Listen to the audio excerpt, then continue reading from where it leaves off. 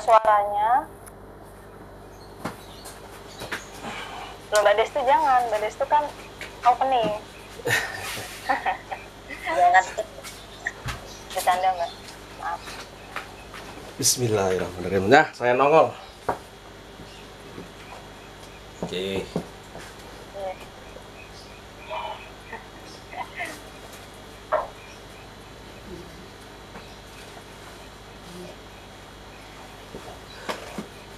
Oleh-oleh dari Omah Lornya apa Mas Wahyu? Oleh-olehnya banyak banget. Jadi yang pasti saya refresh ya.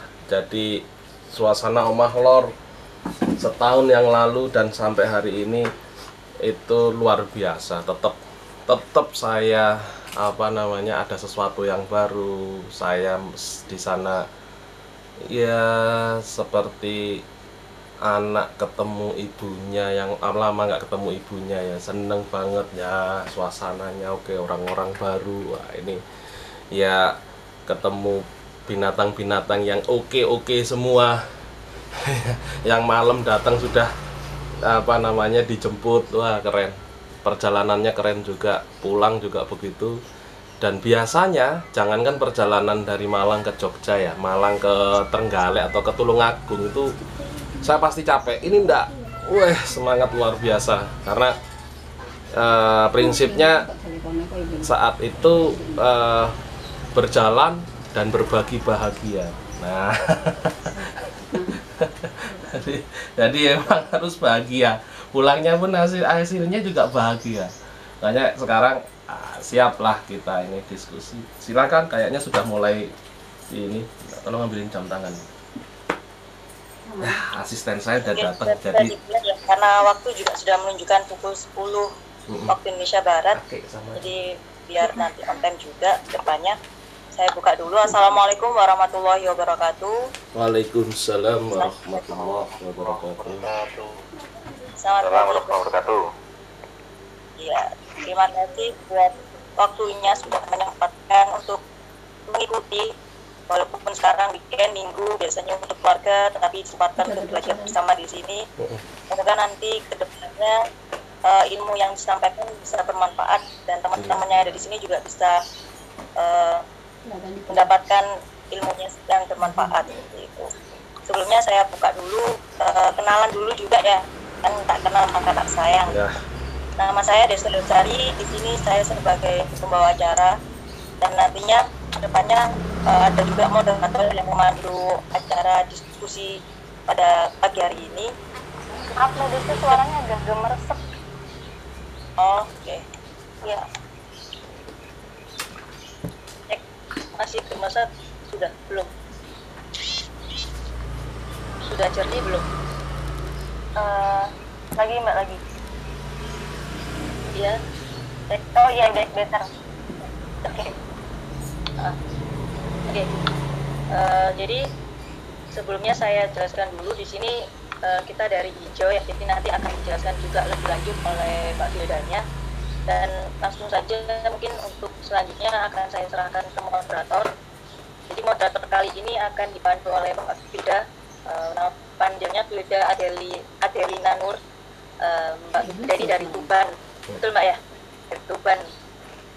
Jadi beliau ini hijau. Silakan Mbak Filda bisa dijelaskan juga nantinya hijau ini seperti apa dan apa aja kegiatannya.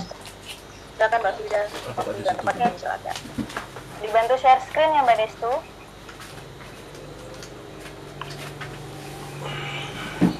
Halo teman-teman, assalamualaikum. Selamat pagi semuanya. Gimana kabarnya? Udah pada sarapan belum ini? Nah, aku Filda, kita santai aja ya. Dari hijau.id. Sekarang buat perkenalan sedikit, sebenarnya hijau itu apa sih? Aku akan cerita sedikit aja tentang hijau. Sejarahnya hijau itu, jadi bulan hijau itu baru banget berdiri bulan bulan Juni sekitar tanggal 13, dimana waktu itu Cak Mus, founder kita, nelpon saya yang baru banget belajar nanam cabai waktu itu. Terus Camus ngajak, sudah yuk kita bikin komunitas yuk. Concernnya saat ini karena kita emang lagi hobi menanam adalah mandiri pangan gitu. Kita ngajak teman-teman yang lain untuk nanam bareng juga gitu. Kenapa kalau kita message yang kita mau sampaikan adalah mandiri pangan? Apalagi sekarang kan pandemi ya, secara finansial juga naik turun banget lah kondisi kita. Nah, kita ngerasa dengan kita menanam di kebun kita masing-masing, sekecil apapun kebun itu, kalau misalnya kebun itu produktif, akan membantu banget untuk mengamankan pangan kita. Plus yang kita tanam itu juga pastinya kita ngelihat sendiri, berproses bersama kita, dan organik juga. Jadi kita lebih aware nih, apa nih yang kita masukin hari ini ke tubuh kita, apa nih yang aku masakin buat anakku, apa nih yang aku sangoni buat suamiku yang kerja. Kayak gitu. Next, Mbak. Jadi sebenarnya proyek pertama kita itu ya nanam kangkung bareng. Kenapa kangkung? Karena kangkung itu lumayan tatak banget kan buat ditanam, gampang gitu. Disebar aja dia tumbuh, dan waktu panennya juga nggak gitu panjang. Next, Mbak. Next lagi. Nah, ini dia. Mandiri pangan kita tuh fokusnya ada 3, nggak cuma menanam pertanian aja, perikanan yang lagi kita jalani itu lele, dan mungkin kedepannya kalau ada kesempatan akan peternakan juga nih, karena kan sebenarnya mandiri pangan dan permaculture dan kawan-kawannya itu kan sebuah sistem yang sangat holistik ya, sangat menyeluruh. Jadi kita nggak cuma berputar di sayur mayur, tapi juga protein-proteinnya kayak ikan sama ayam dan sapi dan kawan-kawannya. Mudah-mudahan nanti kita semakin lama kita berkembang bareng sama teman-teman juga, bisa nih kita ngarah ke arah yang lebih holistik lagi. Next, Mbak.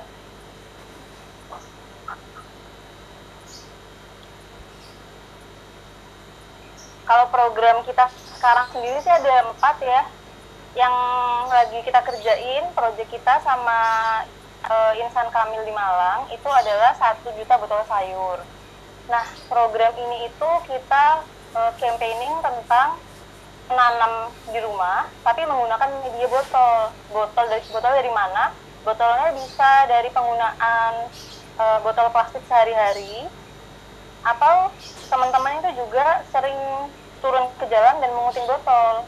Tujuannya apa? Selain kita nanam bareng orang di rumah, juga kita mengurangi penggunaan one use plastik, single use plastik. Kita membantu juga nih lingkungan untuk merapikan dan mengurangi plastik-plastik yang ada, sampah-sampahnya. Nah, di sini kita kolaborasinya sama banyak pihak sih. Ada teman yang di Bandung, tapi yang aktif banget sekarang itu yang di Surabaya. Kita udah ngumpulin sekitar 700-an botol gitu, sama yang di Malang, Bu Yayu, guru pertama kita juga. Dan itu kita punya acara lagi itu hijaukan rumah, di mana kita encourage teman-teman untuk nanam bareng di rumah sama keluarganya. Dan ternyata nanam itu nggak sesusah itu, tapi juga agak tricky nih. Kita nggak bisa nanam sembarangan, tapi juga harus terus belajar. Nah, makanya itu kita ngadain juga bincang hijau, dimana tujuannya adalah kita sekalian kenal nih sama teman-teman, tapi juga nge-share informasi tentang gimana sih caranya menanam yang baik, filosofi apa sih yang harus kita ketahui tentang tanaman, misalnya tanah, hama, alam itu kerjanya gimana sih. Dan yang terakhir adalah Unjung Hijau. Unjung Hijau ini program yang kita buat untuk field trip lah istilahnya. Kita main-main nih ke teman-teman kita yang punya kebun, terus ke tempat-tempat yang emang udah wisata kebun dan kawan-kawan, untuk belajar juga tentang gimana sih kebun, apa sih achievement mereka, gimana sih proses mereka bisa punya pencapaian yang kayak gitu. Oke, next. Nah, itu tuh sekilas info tentang hijau. Nah, sekarang kita nih udah ada di bincang hijau kedua kita yang temanya hama dan penanganannya. Pemateri kita ini namanya adalah Pak Wahyu.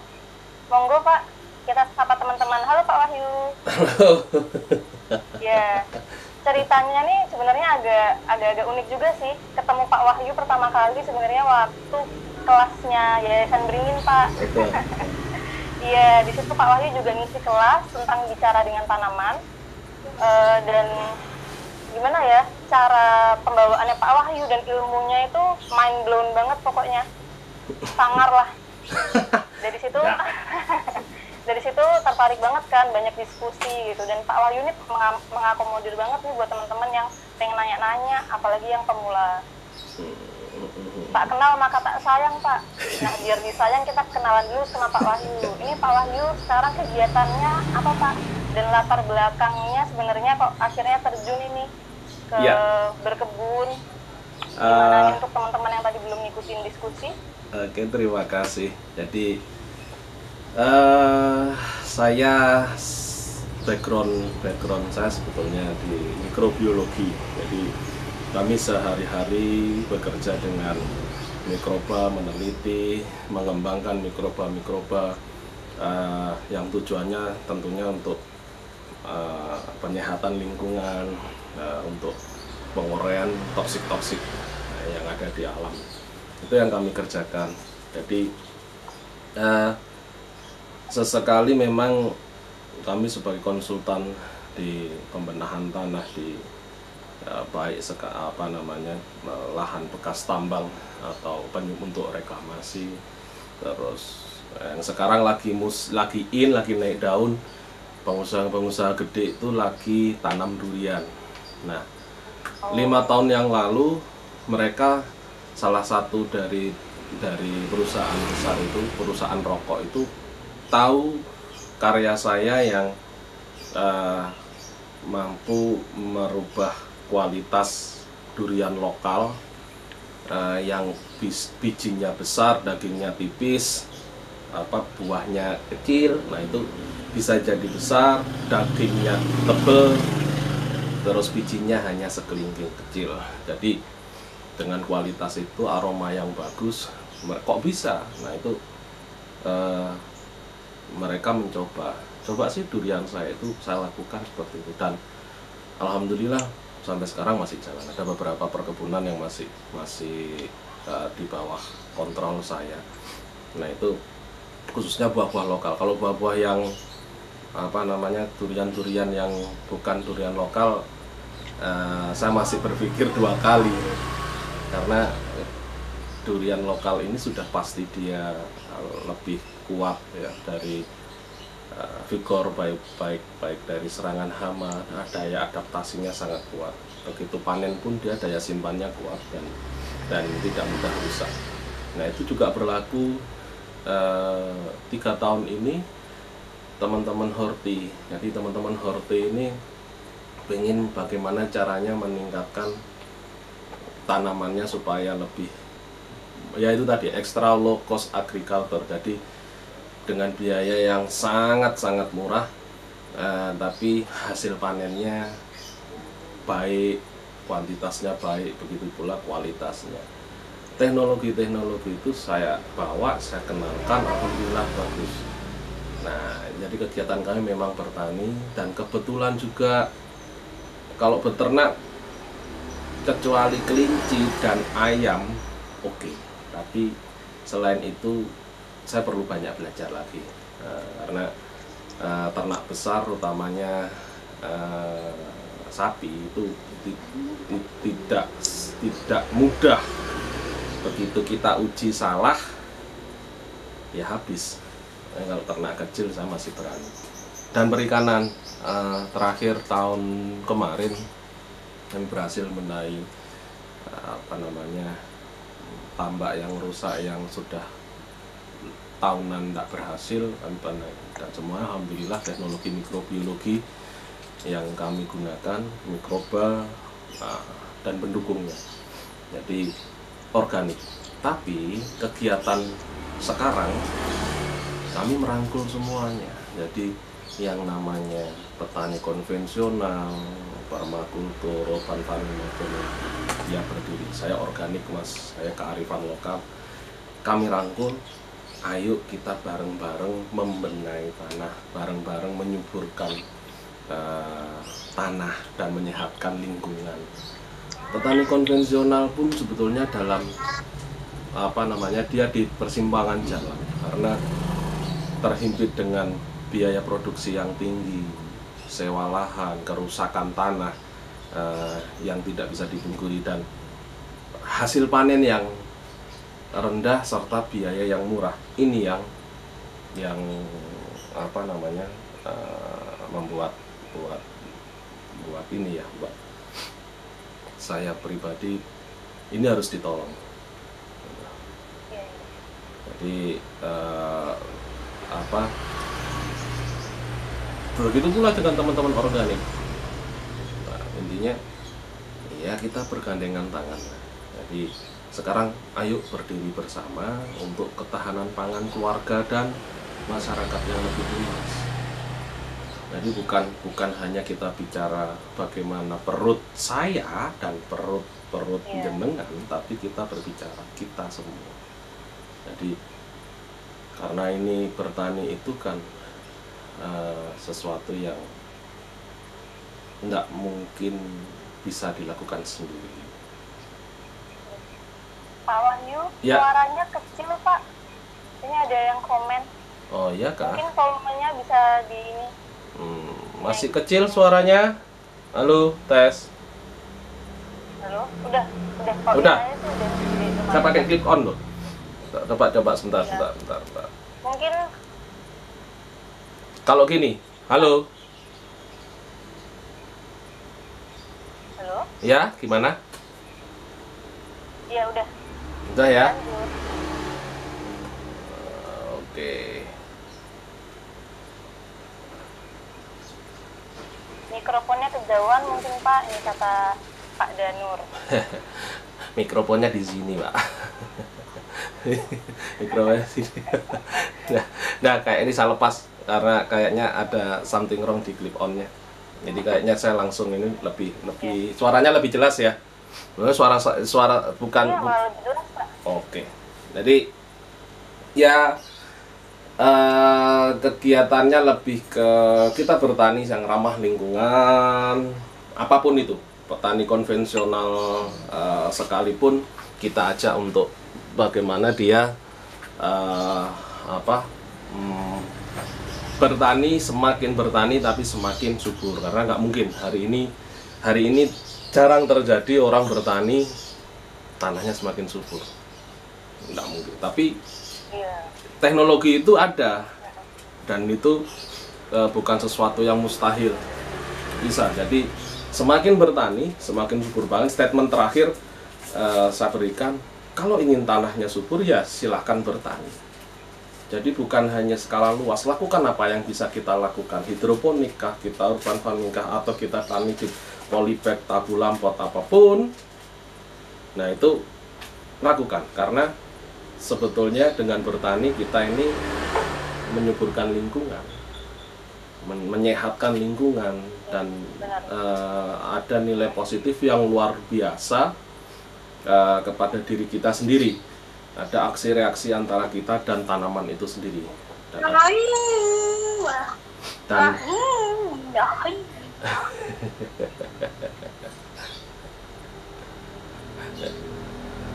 Jadi ya saya cuman mempunyai sedikit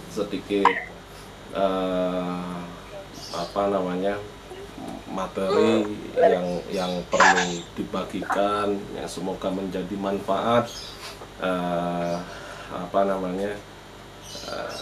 yang akhirnya menjadi baik untuk banyak orang dan lingkungan tentunya. Mungkin itu Mbak Vilda. Kayaknya kita langsung hajar saja ke materi selanjutnya. Percuma juga saya mau kenalin saya, nanti saya yang ngantuk Mbak. Iya. Gitu. Monggo. Panjang ya Pak ya, harusnya nulis novel mungkin Pak. Enggak. 15 menit nggak cukup. Nggak cukup. Nah, ini Mbak. tadi aku ada yang kelewatan sedikit nih. Belum bacain peraturannya, langsung semangatnya sampai kelewat. untuk peraturan bincang hijau kali ini simpel aja sih. Nanti waktu kita ngebahas materi intinya, aku minta teman-teman buat nge-mute video sama nge-mute mic-nya ya. Biar nanti kita fokus ini ke Pak Wahyu aja. Nah, nanti videonya boleh dinyalakan waktu kita mulai praktek pestisida-nya. Itu agak di akhir. Dan nanti waktu tanya jawab, kita bakal nge-onin videonya teman-teman dan mic-nya, tapi nanti kita tunjuk tangan dulu ya, cepet-cepetan aja sesuai sama waktunya nanti. Dan ada surprise nih di akhir. Nanti untuk dua teman-teman yang nanya dan pertanyaan yang menarik nih bakal dapat hadiah dari Hijau. Hadiahnya bakal dikirim paket benih nih dari kita. Benih-benihnya mungkin isinya nanti terong, cabai, kangkung, dan kawan-kawan. Isinya banyak lah, komplit lumayan ya. Jadi semangat nih teman-teman yang belajar. Jangan lupa untuk siapin catatannya, karena kalau kita ngobrol sama Pak Wahyu ini banyak banget informasi yang kita tuh bahkan nggak dapet gitu kalau googling di internet atau di Instagram. Pokoknya paling jos lah Pak Wahyu ini. Udah gitu aja untuk... Kepala saya gede nih, Pak. Kempesin dulu Pak. Mbak, tolong diingatkan, biasanya saya lupa jam. Iya, nanti saya juga sambil ngelihat waktu nih. Oke. Terus kita langsung aja nih masuk ke diskusinya ya, itu peraturannya. Nanya teman-teman yang punya pertanyaan, teman-teman nggak tahu nggak? Ini suara dari mana ya? Ada yang bocor. Oke, di mute ya teman-teman. Nanti kalau teman-teman ada pertanyaan langsung aja ngechat nih di Zoom grup chat kita. Kalau misalnya sempat aku bacain, nanti aku bacain. Oke. Halo Pak Wahyu? Ya. Iya. Oke. Kita mulai aja ya Pak diskusinya. Bismillahirrahmanirrahim. Oke, bismillah. Kita mulai dulu nih Pak dari yang paling basic, paling dasar. Sebenarnya apa sih hama itu? Apa sih OPT itu? Organisme pengganggu tanaman. Oke. Bismillahirrahmanirrahim. Assalamualaikum, selamat pagi, Om Swastiastu, Namo Buddhaya, salam kebajikan. Alhamdulillah pagi ini ya kita sedikit kenal lagi ya sebetulnya. OPT, organisme pengganggu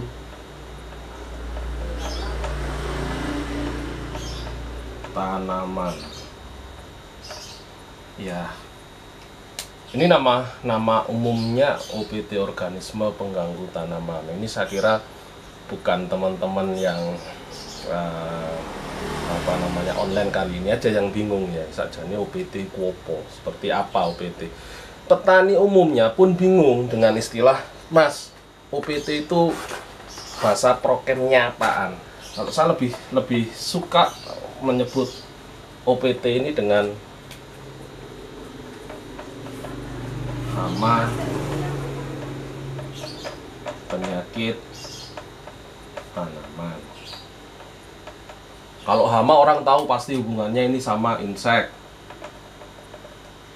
Orang pasti tahu hubungannya ini dengan pengganggu lain selain insek seperti tikus dan lain-lain.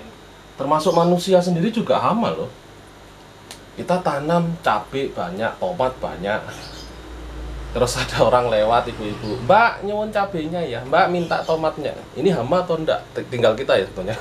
Kalau itu tujuannya untuk berbagi sih ya silakan aja, bukan hama. Tapi kalau merusak ya sama aja. Sebetulnya hama yang sesungguhnya ya manusia itu sendiri. Nah, penyakit. Kalau kita bilang penyakit ini ada dua sebetulnya. Satu ada jamur, dan satu bakteri. Nah, biasanya di ilmu penyakit tanaman ini disebutnya patogen.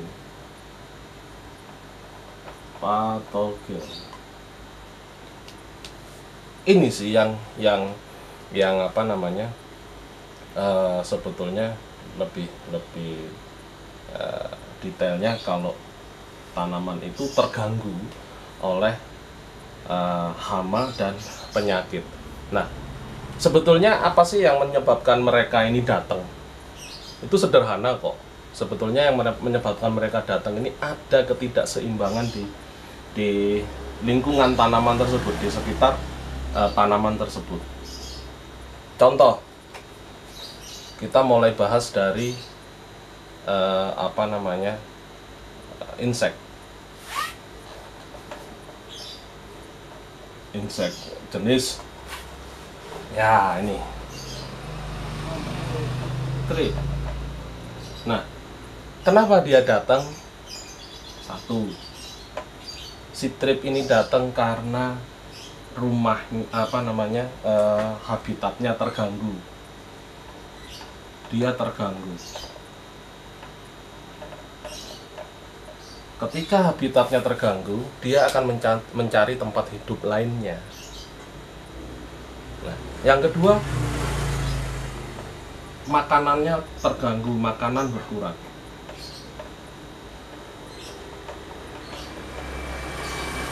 Iya, siapapun ya, makhluk apapun ketika makanannya kurang, dia akan berusaha untuk mencari tempat baru untuk dia mencari makan itu. Hanya untuk bertahan hidup sebetulnya. Hanya untuk bertahan hidup. Tapi karena lingkungannya sudah tidak seimbang, ya mau tidak mau dia akan menjadi pengganggu.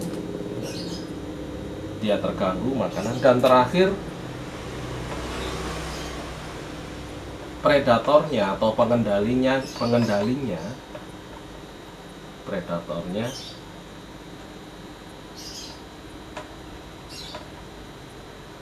tidak ada, atau ada tapi dalam jumlah yang sedikit. Jadi sahabat tani, sahabat hijau, tak sebut sahabat hijau ya Mbak ya. Jadi iya, benar, sahabat hijau. Insek, kita bahas trip. Sebetulnya ini berlaku juga pada insek jenis lainnya. Kenapa sih dia datang? Dia terganggunya habitat.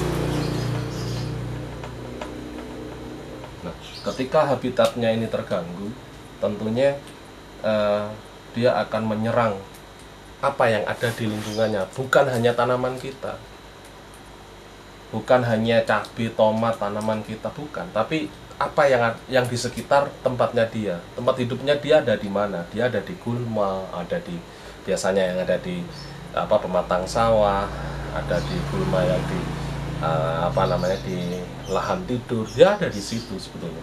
Nah, ketika habitatnya terganggu, otomatis makanannya juga berkurang. Nah, dia akan mencari sumber makanan yang lain yang terdekat dari dia. Nah, kalau di sekitarnya ada tanaman-tanaman kita, ya itu otomatis yang akan diserangnya untuk dia makan. Nah, masalahnya ketika di sekitar tanaman kita ini predatornya berkurang, tidak ada capung, tidak ada lebah, tidak ada ladybug. Ya, hama-hama pengganggu ini, inseknya ini akan berkembang. Sudah menjadi rumus kalau yang namanya organisme pengganggu tanaman berkembangnya jauh lebih besar dibandingkan dengan pengendalinya, predatornya. Nah, ada pertanyaan masuk pernah ke saya pribadi gini, Mas, saya itu tanam itu di loteng, di lantai 2 saya itu tanam. Saya ini tanam ini di tengah perumahan, bukan di sawah ataupun di lahan yang dekat dengan pertanian konvensional. Tapi penyakitnya kok banyak ya, hamanya kok banyak ya. Lah ya justru di perumahan itulah sumber yang paling mudah si hama ini berkembang. Wong trip ini ada di mana-mana. Insek ini ada di mana-mana. Coba kutu kebul aja, datang dari mana, Mbak? Nggak tahu kan? Nggak tahu, tiba-tiba aja ada. Padahal mangga sebelah kita itu banyak kutu kebulnya.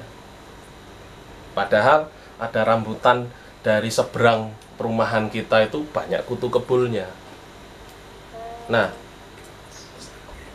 itu sebetulnya menjadi apa namanya, salah satu apa ya, dilema juga dengan hama ini, Mbak, insek ya, ini sangat mudah berkembang dimanapun dia mudah berkembang. Masalahnya pengendalinya ini yang sulit berkembang.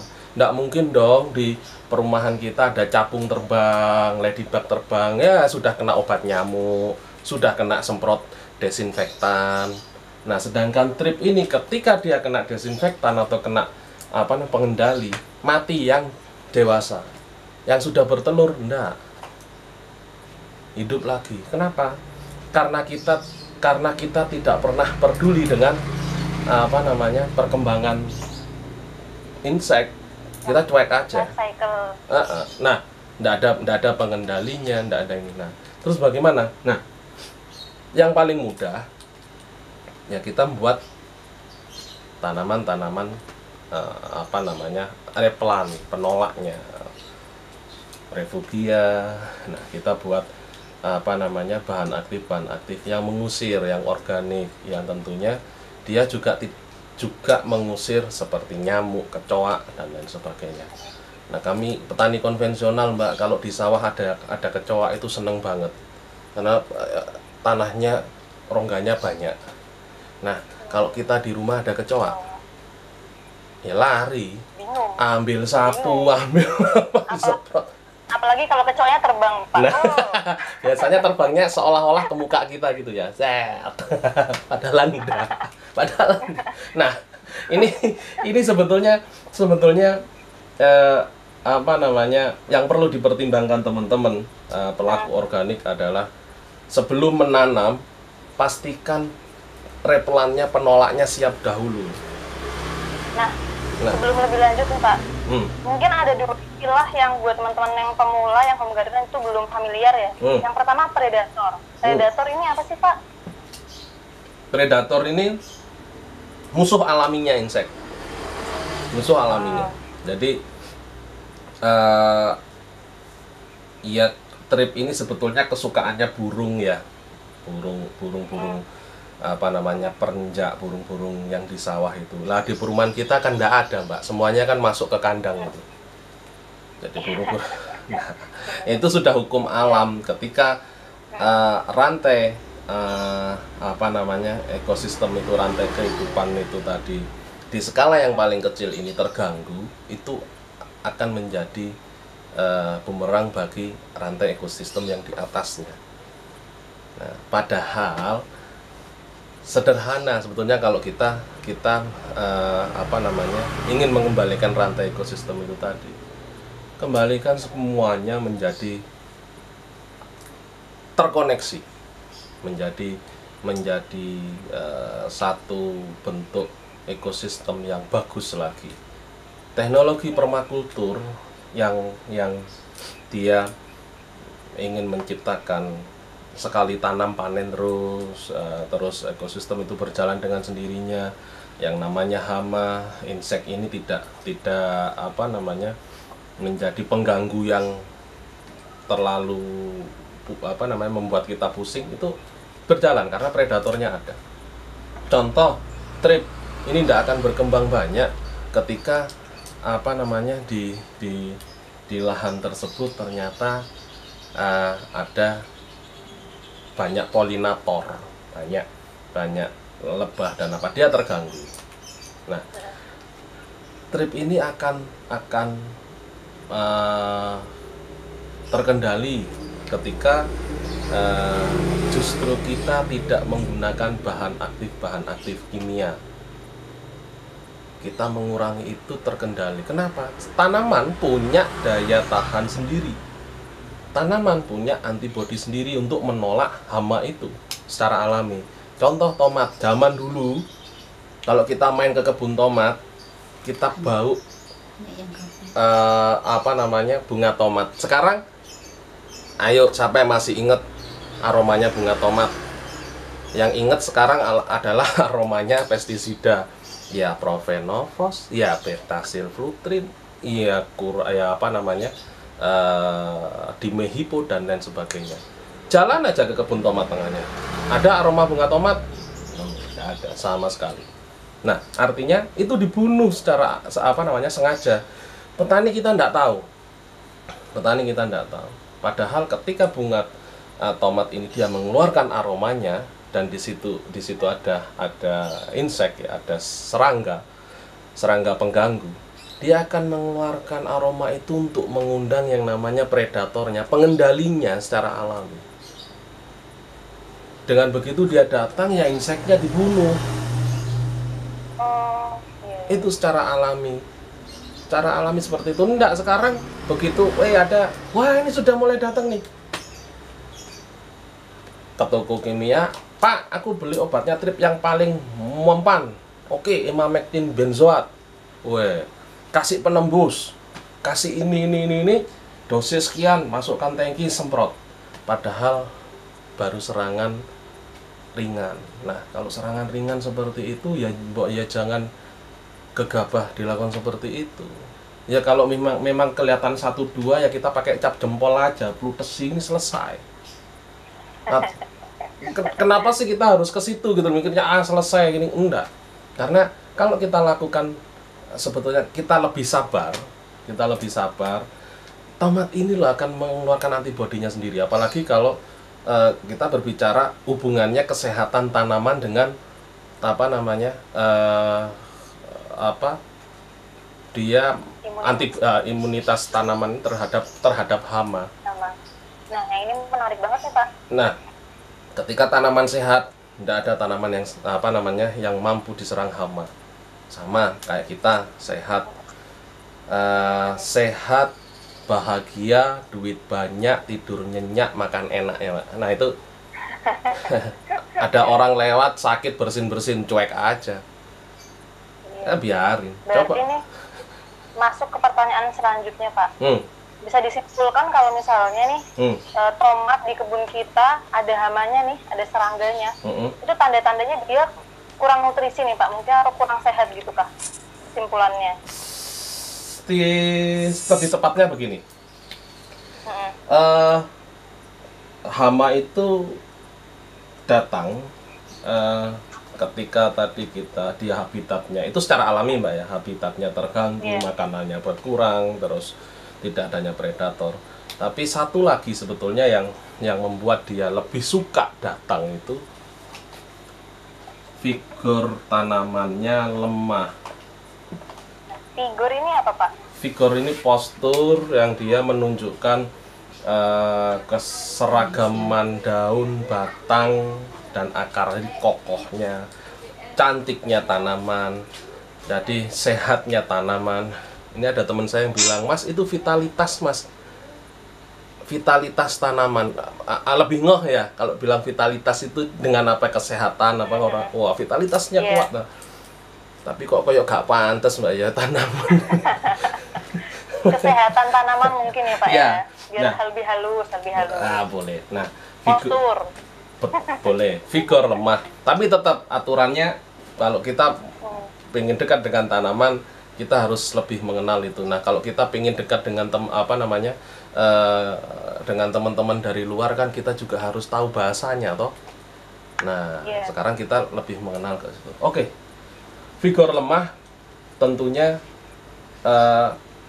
ada penyebab figur lemah itu banyak.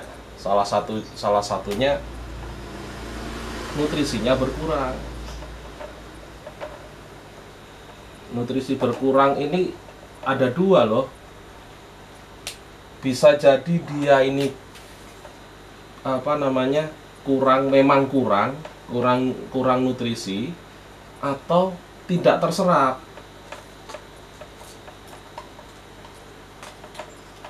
Nah, ini yang menyebabkan menjadi figur ini lemah. Yang jelas figurnya lemah. Begitu figur lemah, tanaman ini sangat disukai oleh hama, utamanya insek. Belum lagi kalau kena serangan patogen jamur yang paling deket lah, Cercospora, jamur mata kodok, yang di daunnya bintil. Nah, ketika tanaman ini figurnya lemah, dia nutrisi yang diminta, yang diharapkan tanaman itu kurang, defisiensi. Ya saat itu pula tanaman menjadi tidak seimbang, hidup apa namanya, tak mau mati, hidup segan mati tak mau. Nah, itu sudah pasti terserang hama. Nah, tapi dari itu semua sebetulnya kita sendiri juga sih yang menjadi peran utama itu. Tanpa sadar kita sebetulnya malah menjadikan tanaman ini lemah. Nah, misal kenapa? Nah, kita berikan nutrisi yang tidak seharusnya. Pada saat tanaman ini membutuhkan energi untuk dia berbunga, contoh tomat, dia perlu berbunga berbuah, itu kita berikan nutrisi yang harusnya yang bukan untuk berbuah tapi untuk dia tumbuh tunas. Akhirnya over end. Contoh misalnya ini tomat mau berbuah, dia fasenya masuk ke generatif, kita tambahin N lagi, akhirnya bunganya rontok, tumbuh lagi tunas baru, terganggulah proses generatif. Pada saat terganggu proses generatif, saat itu tidak terjadi keseimbangan, over di salah satu nutrisi, lemah daya tahannya, ya dihajar sama hama apapun itu, minimal leaf miner pasti datang. Nah itu Pak, yang lagi beken banget nih di teman-teman kemarin waktu kita diskusi di grup. Salah satunya tuh leaf miner nih yang ganggu banget buat teman-teman. Mungkin bisa sekalian dibahas dikit-dikit Pak di bagian figur lemah ini. Sebetulnya wajar sih kalau dari satu bentuk tanaman, satu pokok tanaman ini terserang 1-2 daun saja, itu sesuatu yang wajar. Dia tidak akan mempengaruhi secara umum pertumbuhan tanaman ini. Tapi ketika serangannya ini meluas, nah ini kita perlu pengendalian. Seharusnya kalau kita melakukan preventif dari awal, nah kita lakukan spray dengan minyak hatsiri apa itu tadi. Yang namanya serangga ini juga dia segan mau datang. Aromanya ini yang membuat dia tidak datang. Kenapa? Begitu dia datang, saraf komunikasinya rusak. Itu jadi aroma minyak seri, kena minyak cengkeh, kutikula di rongga-rongga serangga tersebut seperti teriris, mati sebetulnya, dia tersakiti dengan minyak atsiri yang kita berikan. Nah, kalau itu sudah terjadi, ya kita potong, kita buang, segera kita aplikasikan minyak atsiri 3 hari sekali, itu seminggu sekali, itu saya kira sudah terkendali. Hanya saja perlu pengamatan lebih lanjut karena sarangnya dia ini yang kadangkala kita kelewatan. Kita tanam polybag bagus, kita rawat, kita semprot pakai pestisida nabati yang oil base, tapi kita lupa di seberang itu ada gulma, ada tanah kosong yang banyak sekali, rumput dan lain sebagainya. Ini sebagai sumber masalah sebetulnya.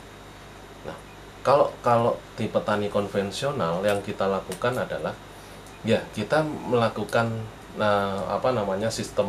sistem benteng. Jadi kalau kita mau bertani, yang lagi saya kampanyekan ya, ibaratnya seperti ini. Ini yang di pinggirnya ini kita tanam tanaman yang nanti kita korbankan. 2 baris, biasanya 2 baris ya, 2 baris. Ini ada 2 baris keliling.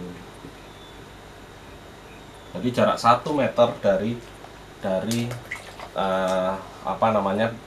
batas lahan. Nah, yang di tengahnya ini baru ini tanaman utama. Tanaman apa Pak yang bisa kita korbankan? Yang sama. Oh, tanaman yang sama. Ya? Jadi tentunya di sini kita tanam refugia. Ini refugia sudah kita tanam keliling, bunga matahari kah, marigold, macam-macam ya, kita tanam keliling. Nah, yang ini misalnya ini tanamannya tanaman totalnya tomat, Pak, kenapa bahas tomat sih? Ini soalnya lagi tomat lagi keren. Tomat seedless kan belum ada ya. Kita lagi fokus tomat seedless. Nah, ini tomat sama, ini tomat juga. Tapi yang pinggir ini kita lemahkan Mbak figurnya. Nggak boleh bagus ini. Ini kita lemahin. Sengaja memang supaya dia hama datang ke situ. Dari ada yang di pinggir ini repelan ya, ini repelan. Nah, ini tanaman Repelan apa ya Pak ya? repelan penolak, tanaman penolak. Iya. Ada repelan, ada atraktan pengundang. Nah, tanaman penolak. Nah, yang pinggirnya ini tomat Mbak. Ini tomat semua. Nah, yang tengah ini kan kita tanam tomat nih. Cuman yang pinggirnya ini figurnya kita lemahkan. Cuman hidup aja. Kalau perlu nggak usah dipupukin, supaya dia hidup aja. Yang penting hidup aja, dijaga dari apa namanya, dia nggak boleh sehat, harus lemah. Nah, yang tanaman utama ini harus kuat, full mineral, full nutrisi, figurnya harus kebentuk sangat bagus, harus istimewa. Nah, ini yang terjadi apa? Hama akan menyerang di sini. Pasti, kalau di konvensional nggak mungkin nggak terserang. Termasuk patogen. Patogen itu mikroba pengganggu ya. Jadi kayak jamur, kalau dari jamur ya Phytophthora, ya Pythium, ya Cercospora, Buciniales, karat daun dan lain sebagainya. Nah, begitu pula dengan bakteri, Laeufusarium, Ralstonia, itu dia akan datang ke sini. Sudah, ini jangan apa namanya, dibaikin. Nah, ketika hama ini datang ke pagar ini, ya kita pestisida masuknya ke sini, oil base aja. Petani sekarang lebih seneng dengan oil base karena dia aplikasinya mirip-mirip dengan pestisida umumnya konvensional. Nah, kalau mau dicampurkan dengan pestisida apa namanya konvensional, yang terjadi dia lebih efektif. Nah, dia akan nyerang ini ya, kita semprot pestisida di sini, seret. Nah, yang di tengah ini kita aplikasi Pesnap oil base yang sifatnya replan, mengusir. Ya, yang nanti kita mau praktek bareng ya, apa namanya, minyak serai, minyak cengkeh, minyak kayu putih atau pine oil itu sama apa Texapon itu. Nah, ini akan nyerang di sini. Apa? Kita spray sama Pesnap oil base. Lari dia akan ke sini. Kembali dia. Ini yang kami terapkan baru 1 tahun terakhir ya. Begitu dia lari ke sini, kita aplikasi pestisida kimia, mati, dah selesai. Serangan yang ke sini juga akan lebih berkurang karena dia sudah dibarir oleh repelan, refugia. Sama halnya kalau kita mau bertani secara apa namanya, polybag atau ini ya, urban farm. Sebetulnya itu yang perlu kita lakukan. Apalagi tanamannya Mbak Frida rapat banget tuh tanamannya tuh. Iya, nah, rapat banget. Ini ada pertanyaan menarik banget nih Pak. Gimana? Kalau misalnya kita nanam urban kan lahannya terbatas. Mungkin kita nggak bisa nih Pak ngambil jarak yang 1 meter atau dilapis-lapis gitu. Bolehkah ini tanaman yang dikorbankan ini diganti sama tanaman-tanaman yang replan aja Pak? Bisa, nggak jarak ya. Ini konvensional yang saya ceritakan. Nah, jadi menyesuaikan dengan apa namanya, kondisi masing-masing ya. Nah, kalau teman urban nggak mungkin, jarak 1 polybag aja paling sekitar 10 cm ya kan. Nah, tanam repelan dulu seperti ini. Repelan dulu pinggirnya. Nah, itu apa namanya, baru setelahnya tanaman utama. Dan repotnya kalau di urban harus 3 hari sekali itu aplikasi pestisida nabatinya. Kenapa? Intensitas serangan di lokasi urban itu jauh lebih banyak dibandingkan di konvensional. Kalau di konvensional hari ini kita spray, 3 hari lagi itu baru ada yang datang kembali. Kalau di urban belum tentu loh. 3 hari lagi itu dia sudah banyak. Tinggal kondisi lingkungan, kita amati kondisi lingkungan. Kami ketika di kebun ada kebun yang bermasalah gitu ya, kami cek dulu. Pertama itu keliling, ini kebunnya ini apa, sekeliling ini apa, tanaman ininya, jenis tanaman gulmanya apa, itu sangat mempengaruhi jenis-jenis hamanya. Nah, ketika kita sudah mempelajari itu, ini sudah ketemu catatan itu, berarti kita meracik pestisida yang sesuai dengan hamanya. Nggak mungkin dong kalau hamanya ini ternyata insek nggak seberapa banyak tapi potensi karat daun banyak, kita semprot aja dengan minyak serai ya nggak mempan. Tentunya kita tambahkan kita masukkan minyak cengkeh, pine oil, sama sulfur belerang. Sebetulnya metode jadam sulfur, pelarutan belerang dengan natrium hidroksida atau caustic soda itu sangat bermanfaat, itu sangat efektif banget. Lain waktu kita ulas itu sambil praktek bareng, tapi safety, hati-hati karena dia panas, hati-hati cari jangkauan anak-anak. Dan ini sebetulnya jadam sulfur itu keren. Itu pernah kok rumusnya saya sering saya share itu efektif banget. Nah, ketika tanamannya ini, lingkungan ini, seperti satu contoh pernah kami tanam tomat di lingkungannya ini insek nggak ada, jangankan yang namanya Spedoptera litura, ulat gerayak itu kan di sekitarnya ini, di luar jangkauan itu sekitar 100 meter itu kebun, ada lahan jagung habis dengan ulat gerayak itu, Mas. Nah, tapi dia di sekelilingnya ini ada tanaman kayak si sengon, terus ada mahoni dan lain sebagainya. Nah, banyak sekali tanaman gadung yang terkena Pucciniales, karat daun. Nah, saya pantas loh, ini kalau keliling nggak ada ini yang namanya insek. Iya Mas, kalau ulat aja di sini ngapain Mas, repot-repot, cuman 1-2 gampang gitu. Nah, tapi karat daun luar biasa. Nah, dari situ akhirnya kita lebih preventif ke pengendalian jamur si karat daun. Nah, karat daun ini sebetulnya kalau serangannya masih ringan dengan sulfur dan terus si CuSO4 ini sudah cukup. Nah, ini sudah cukup mengendalikan. Tapi ketika kita lolos sekali, waktunya kita aplikasi luar biasa, kena semua, Pak. Dan itu sudah sulit. Nah, makanya kita perlu kita tumak ninah lumintu, nggak usah keburu-buru, step. Nah, itu tanaman di situ banyak. Kita ikuti ritmenya. Tanaman ini mulai tumbuh, mulai bagus, mulai vigor.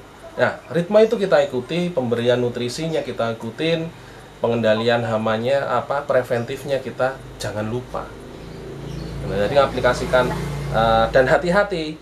Yang namanya Pesnap oil base ini kalau dosisnya terlalu tinggi, seharusnya cuma 1 sendok teh per liter, dikasih 1 sendok makan, hangus daunnya. Nah, ini hati-hati, makanya tetap ikuti aturannya. Saya agak keras Pak kalau di sini, disiplin ya. Jadi ketika teman-teman ada sahabat tani, Mas, aku pakai dosis 10 mili. Loh, seharusnya kan cuma 2 mili Pak, kenapa 10 mili? Ben mantep. Daunnya gimana? Hangus Pak? Iya. Nah, ini kan saya juga moral kena. Wah, ini petani ini ngeyel. Nah, sudah Pak, gini, oke, benain dengan komposti, tunas keluar baru, dosisnya ikutin aturannya. Kalau petani sepuh biasanya saya gini kan, nanti anaknya Pak yang nyiapkan dosisnya, jadi jenengan tinggal tuang. Dan petani sepuh kan mau nakernya bingung, beliau bingung, tinggal tuang. Jadi 1 tangki 40 cc itu berapa? Ya, itu sama dengan 8 sendok makan. Ya, siapin di gelas aqua biar Bapak yang masukin. Nah, itu seperti itu. Nah, itu Pak Hiu, ini maaf motong ya. Ini pertanyaan terakhir sebelum kita masuk ke PPT, Pak. Kemarin kan teman-teman udah share nih, biar kita bisa langsung ngebahas apa yang sedang dialami sama teman-teman dan solusinya baiknya gimana. Pertanyaan terakhirnya itu, ini ada dari Bu Yayu nanya, apakah bunga telean sama bunga kertas itu termasuk repelan ya Pak ya? Atau tanaman korban? Ya, kalau dia atraktan, sebetulnya malah ngundang. Kenapa? Saya tahunya pada saat saya tanam tomat di tahun 2015. Iya, kalau bahasa Jawa ini kembang telekan. Iya, kembang telekan itu. Nah, itu kita tanam. Saat itu kita pikirnya refugia ini semua repelan, ya kan. Nah, repelan. Nah, kalau kita tanam repelan penolak harusnya di sela-sela tanaman utama. Nah, kita tanam tuh Mbak si kembang telekan di sela-selanya tomat itu jadi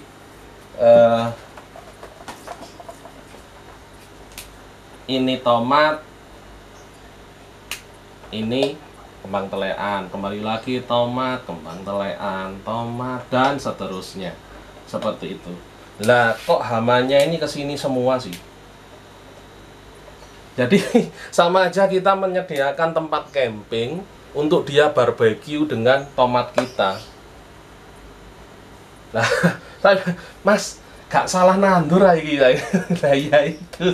Nah, sejak saat itu, oh ternyata kita harus perlu mengenali refugia, kelas-kelas refugia, mana yang dia menolak, mana yang mengundang. Nah, ini betul tanaman korban.